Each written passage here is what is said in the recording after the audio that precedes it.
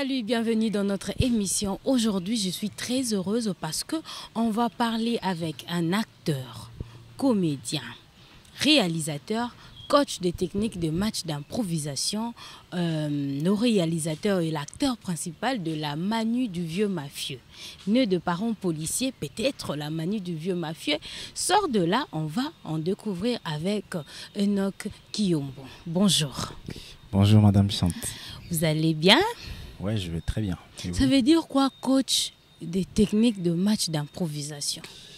Voilà, le match d'improvisation, c'est Ouais. une autre forme de théâtre créée au Québec par Robert Gravel. Ouais.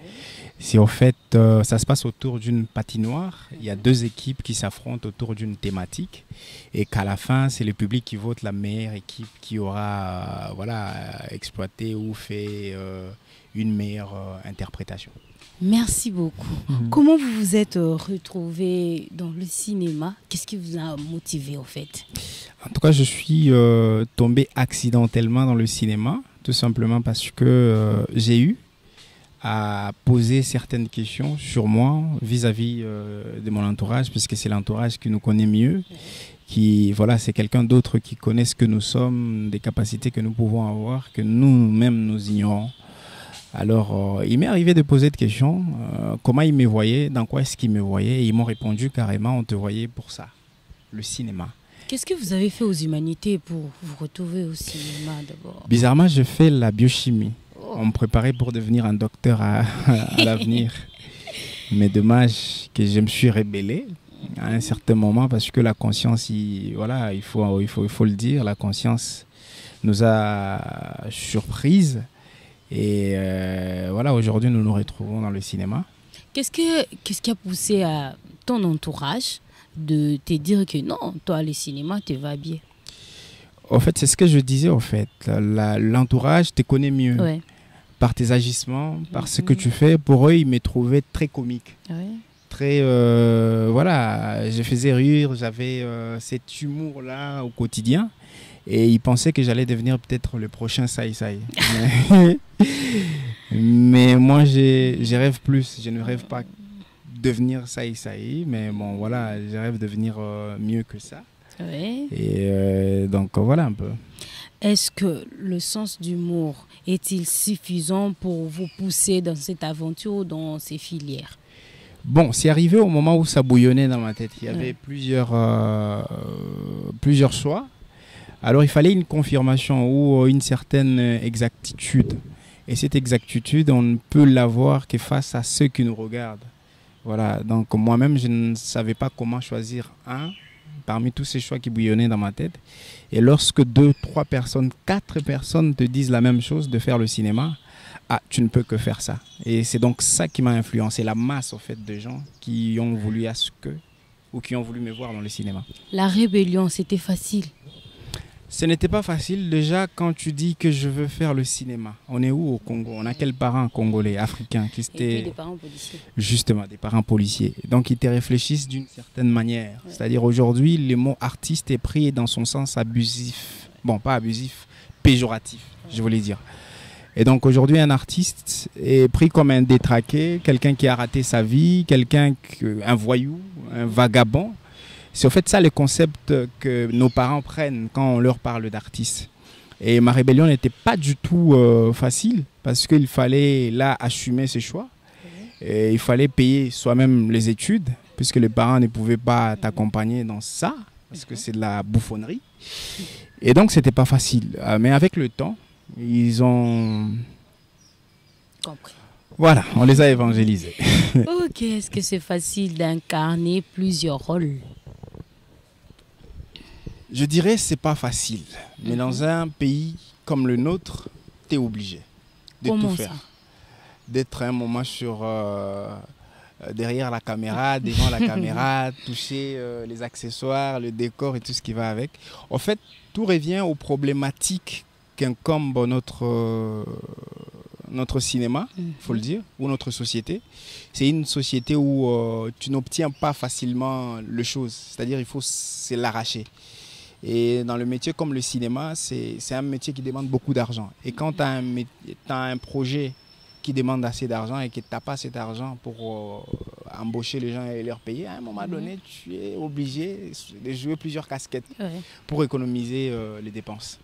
Est-ce que, quel a été votre tout premier rôle dans le cinéma? Mon tout premier rôle, c'était une figuration. On nous avait pris à l'INA pour aller figurer dans un film, un court-métrage, je me rappelle, ça s'appelait Showbuzz ou Showbiz, quelque chose comme ça. Et je me rappelle, c'est la pire d'anecdote. On nous avait pris de 11h à 18h pour figurer. C'est-à-dire, on vous met devant une table où les gens, on vous met un secret que tu ne boiras pas. Et voilà, les acteurs principaux sont en train de boire et vous, le figurant, vous ne buvez pas, vous êtes en train de l'observer. Et à la fin, c'est-à-dire, c'est comme si on vous chassait. On ne vous donne pas ni le transport, ni quoi que ce soit. Voilà, c'est mon tout premier rôle. J'étais figurant dans un film je crois, ça doit être de Ken Kalala, Patrick Ken Kalala à l'époque. C'est mon tout premier film où j'ai... Et le suivant, où on a vraiment vu Enoch Kiyombo donner ce qu'il a à l'intérieur. C'est que son entourage avait vu il y a longtemps, en fait. C'était pas facile, je t'ai dit. C'était la série Amour à 200 mètres. C'est une série Canal+, oui, je vois. Où j'ai eu quand même un peu de temps d'expression. Je me suis vraiment exprimé et j'ai donné de mon talent. Et je crois que ces passages dans cette série a donné beaucoup de fruits. Et donc c'était ça l'après apparition, après Showbiz. Qu'est-ce que la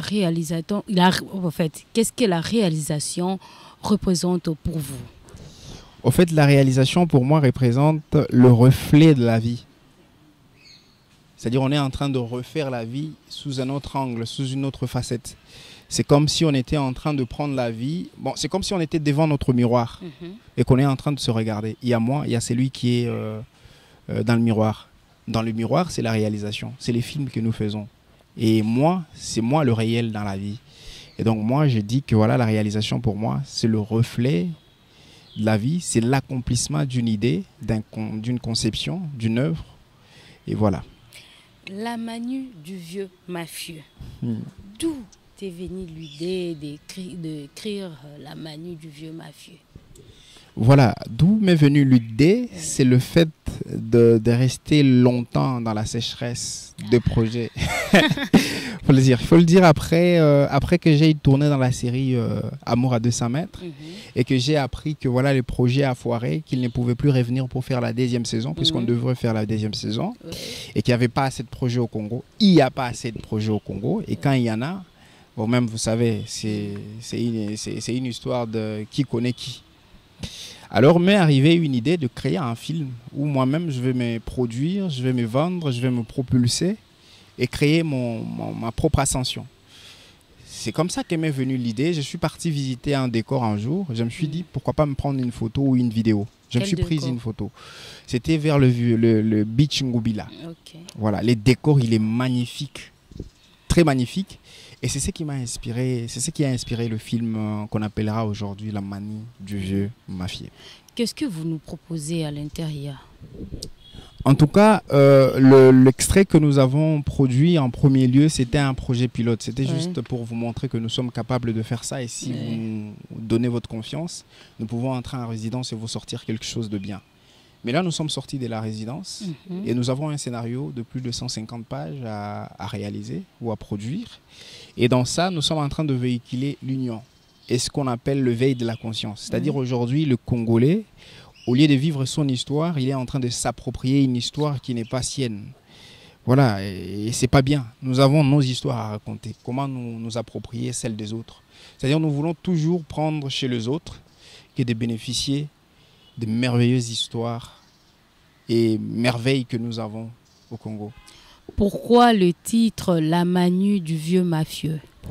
La manie du vieux mafieux. Vous allez voir, voilà, dans ces films ou dans notre société, il y a cette politique-là qui repose sa gouvernance sur le parole d'expérience, sur le parole, au lieu de nous mener sur les actions. C'est-à-dire, dans notre politique d'aujourd'hui, il y a une certaine manie qu'on n'arrive pas à détecter. Bon, en fait, on n'est plus dupe, on n'est pas dupe, puisqu'on commence à le constater. Lever de la conscience aussi y est d'une grande rigueur. C'est-à-dire, aujourd'hui, nous sommes manipulés par nos politiques. Et pourtant, c'est nous, leurs boss. Mais aujourd'hui, ce n'est plus le cas. Nous devenons le marionnette de cette politique-là. En réalité, c'est eux qui travaillent pour nous. Et nous devons décider de leur partance ou de leur résistance. Et cette manie-là justifie tout simplement leur mauvaise volonté et leur mauvaise foi de pouvoir bien faire les choses. Et le vieux mafieux, et voilà, le mafieux c'est un truc du genre banlieue et tout ce qui va avec, mais le vieux là constitue une personne non désignée ou visée, mais qui est toujours dans la société, qui nous roule. D'accord, en fait. Quelles sont les difficultés rencontrées, en fait, lors du tournage et tout? Je n'avais pas d'argent. Ah, ok. C'est alors que je pouvais tourner. Je me préparais à tourner un film d'un petit gros budget. Alors la grande difficulté, c'était d'abord le financement qui n'y était pas. Et je devais faire comprendre aux acteurs qu'il n'y a rien et que nous devons nous entraider. Et la deuxième difficulté, c'était pour tourner au Congo, c'est difficile. Ce sont des leçons qu'on retient à chaque fois qu'on est au Congo. Hein. Ouais, on ne nous facilite pas la tâche. Pourquoi le choix de Salomon? Pourquoi le choix de Salomon? Oui.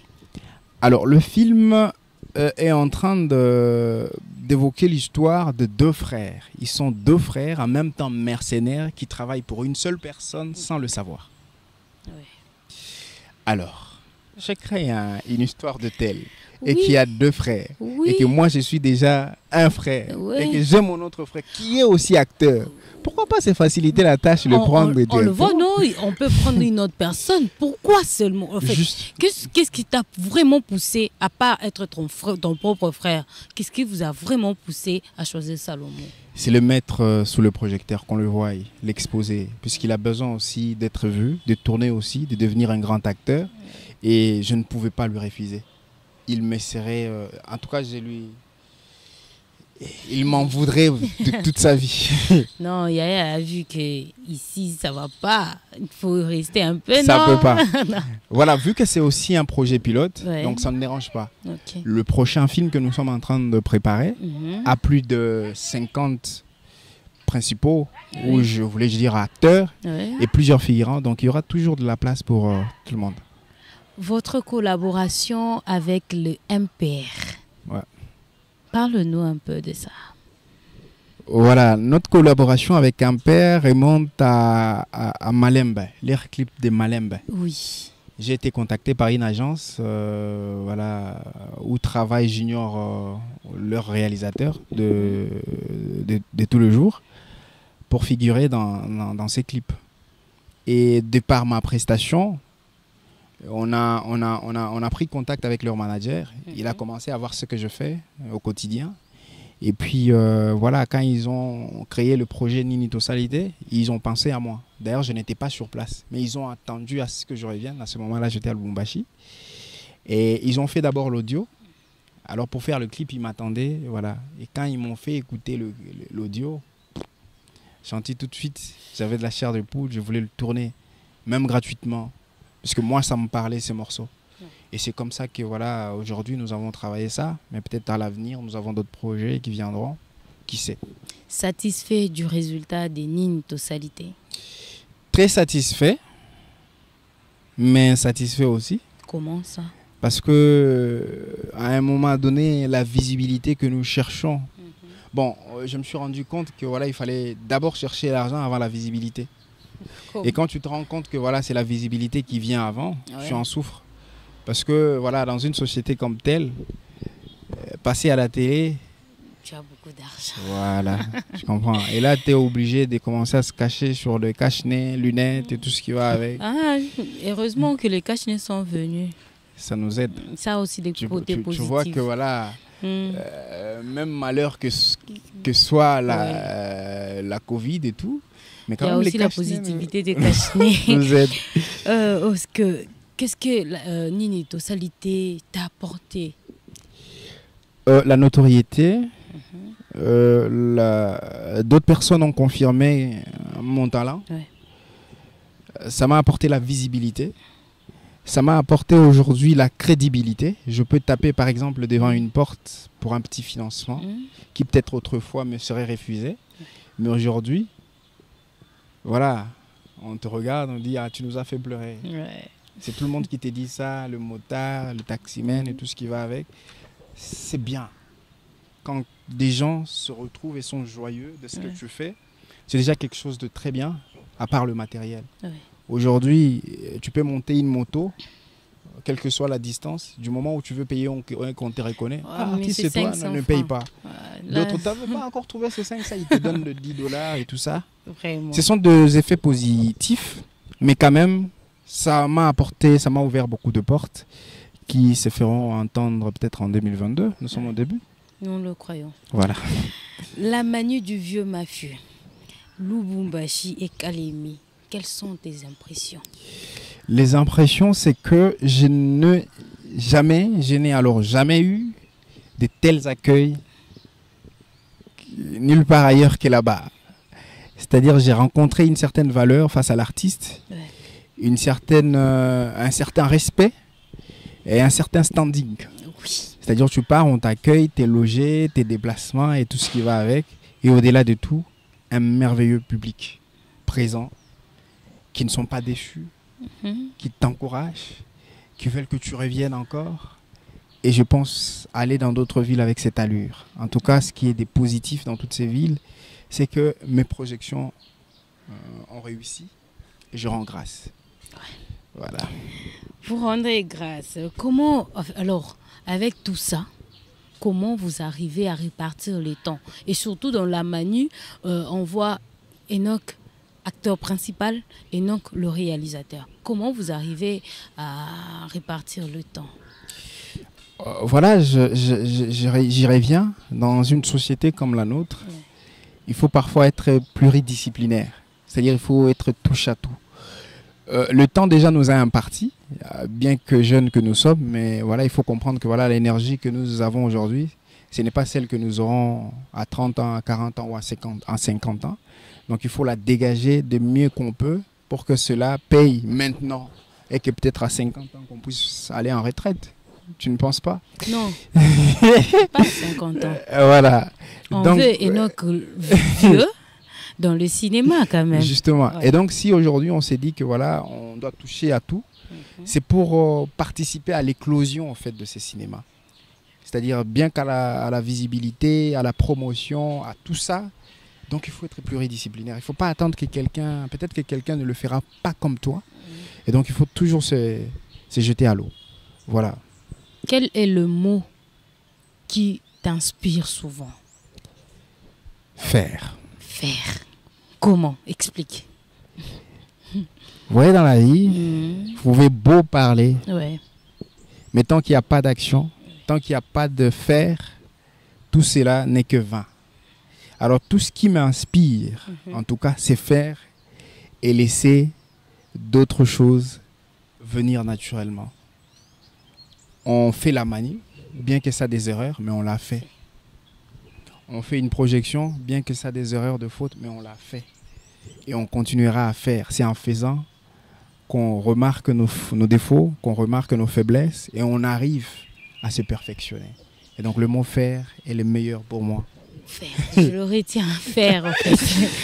On retourne un peu en arrière, après la manu, après Kalemi, Lubumbashi, toutes ces projections. Est-ce qu'on peut rire?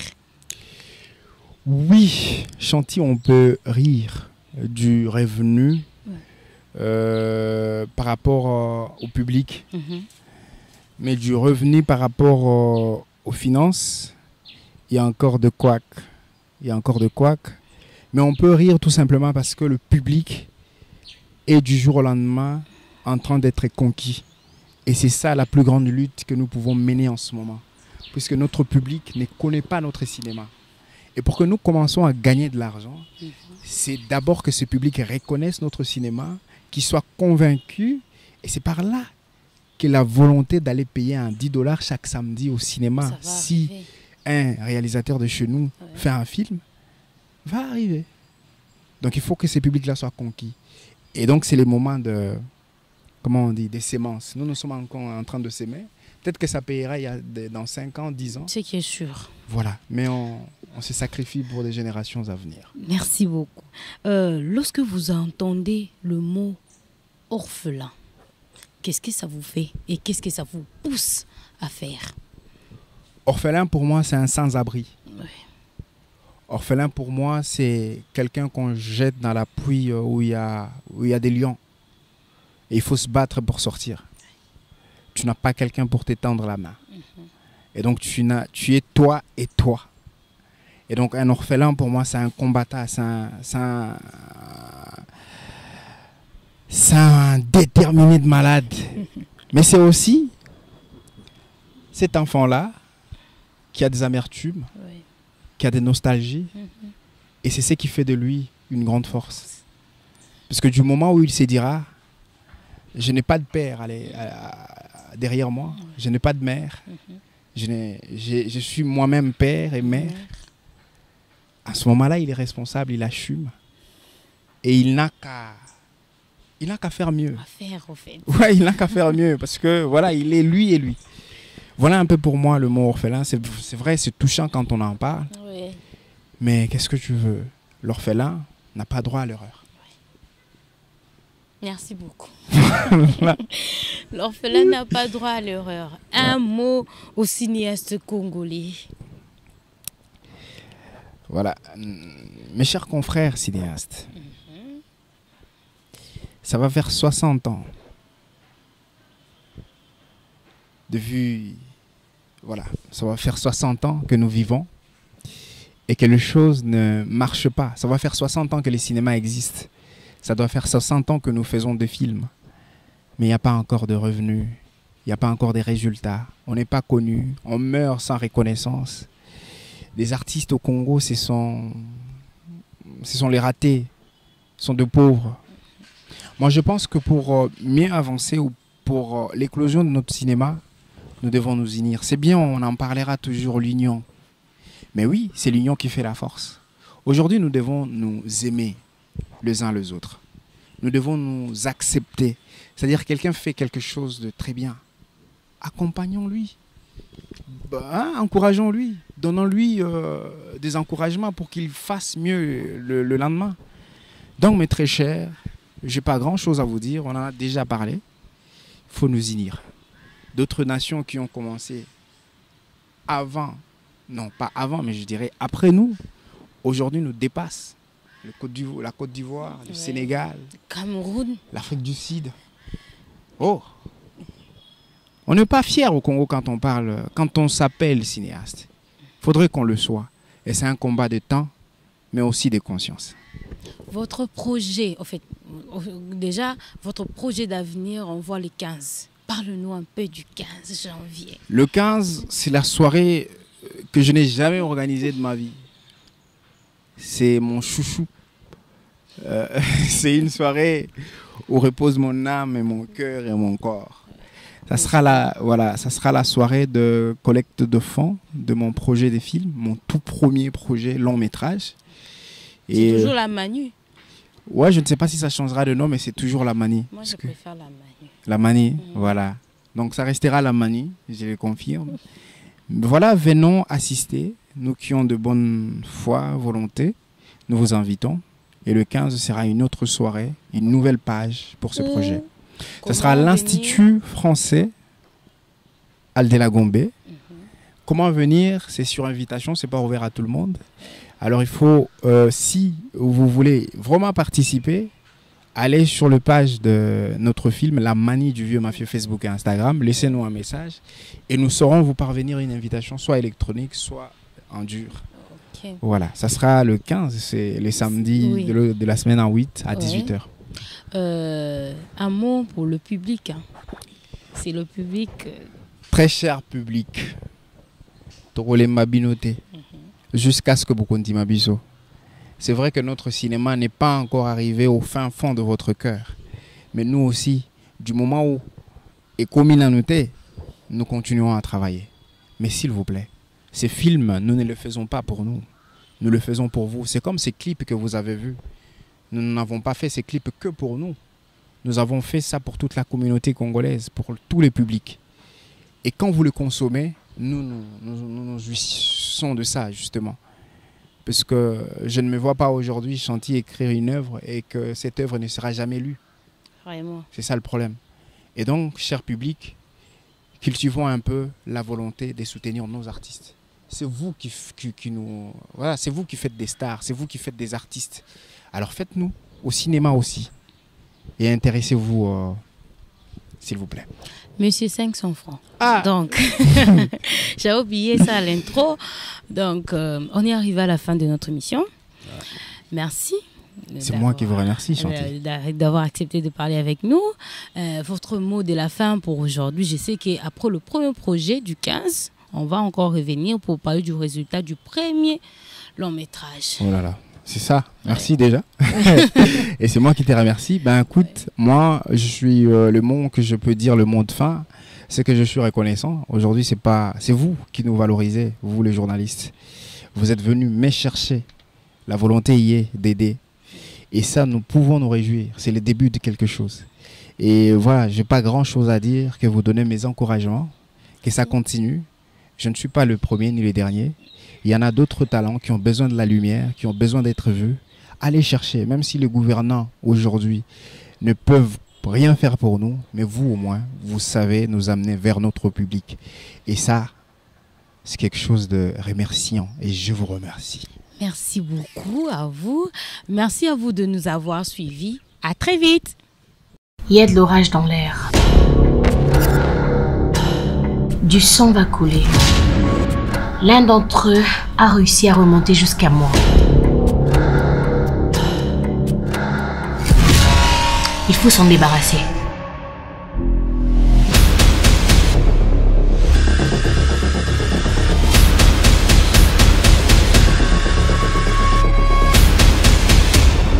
Là, tu m'énerves, petit gars.